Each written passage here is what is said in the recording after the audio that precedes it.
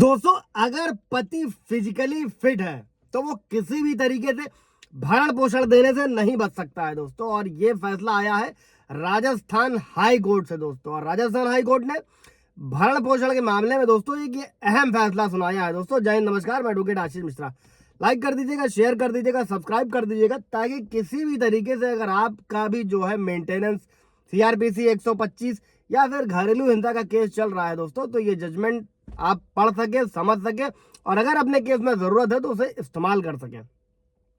अभी दोस्तों high court ने यह साफ किया है कि अगर पति जो है वो सक्षम है और स्वस्थ है तो पति से ये उम्मीद करी जाती है कि वो अपनी पत्नी का भरण पोषण करने के लिए जो है वो पर्याप्त कमाई कर सकता है। और ऐसे मामलों में दोस्तों खास बात क्या है कि कोई भी पति ये दलील नहीं दे सकता है कि वो अपने परिवार का जो है भरण पोषण करने में सक्षम नहीं है, यानी कि मेंटेनेंस देने में सक्षम नहीं है, पॉसिबल नहीं है।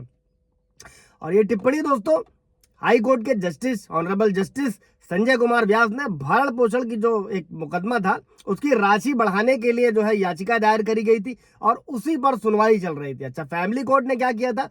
फैमिली कोर्ट ने जो याचिका करता यानी कि पत्नी, तो उसको मंथली 4,000 रुपए जो है मेंटेनेंस यानी कि भरण पोषण देने का आदेश दिया था, जिसे बढ़ाने के लिए उसने हाई कोर्ट में जो है पुनर्विचार याचिका दायर करी थी।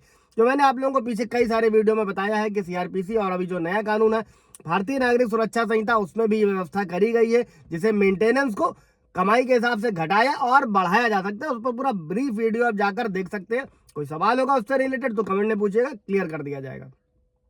अब अभी इस मामले में दोस्तों पत्नी ने यह दावा किया था कि उसके पति के पास में 45 बीघा जो है वो पैतृक संपत्ति है और वो अपने माता पिता का इकलौता बेटा है और इस जमीन से वो सालाना कम से कम जो है 9 लाख रुपए कमाता है। अब सोचिए, जिस पत्नी को मेंटेनेंस लेना है कितनी पढ़ी लिखी है कि उसने पूरी कैलकुलेशन कर रखी है। अब इसमें जिम्मेदार कौन है ये आप बताइएगा।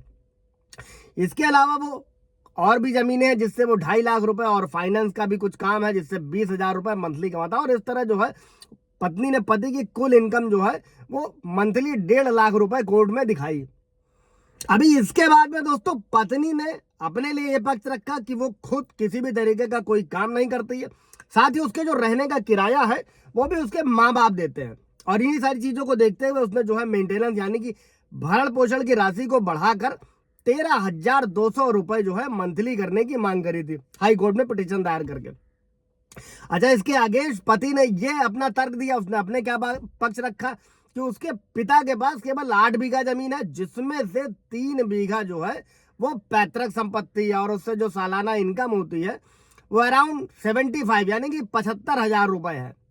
और दोनों पक्षकारों की दलीलों को सुना गया, दोनों ने अपने अपने पक्ष रखे, रिकॉर्ड पर जो एविडेंसेस थे उनको देखा गया। उसको देखने के बाद में कोर्ट ने यह पाया दोस्तों कि पति की जो है पर्याप्त इनकम है और वो एक कंडक्टर के रूप में भी 10,000 रुपए मंथली कमा रहा है और पैतृक संपत्ति से भी उसकी कुछ कमाई हो रही है दोस्तों। तो इन्हीं सारे मामलों को देखते हुए कोर्ट ने कहा कि अगर पति की कमाई करने की क्षमता और उसकी वास्तविक कमाई 10,000 रुपए यानी कि कंडक्टर के रूप में और पैतृक कृषि संपत्ति से जो भी अतिरिक्त 10,000 रुपए आ रहा उससे किसी भी तरीके से इनकार नहीं किया जा सकता। और एक स्वस्थ पति से यह भी माना जाता है कि वो अपनी पत्नी का भरण पोषण करने के लिए जो है पर्याप्त पैसा कमाने में सक्षम है और वो ये रुख नहीं ले सकता है कि वो अपने परिवार का भरण पोषण करने की स्थिति में नहीं है। और इन्हीं सारी चीजों को ध्यान में रखते हुए कि पत्नी की कोई आय नहीं है, कोर्ट ने क्या किया, याचिका को स्वीकार कर लिया और जो भरण पोषण की राशि थी उसको बढ़ाकर 7,000 रुपए मंथली कर दिया गया दोस्तों।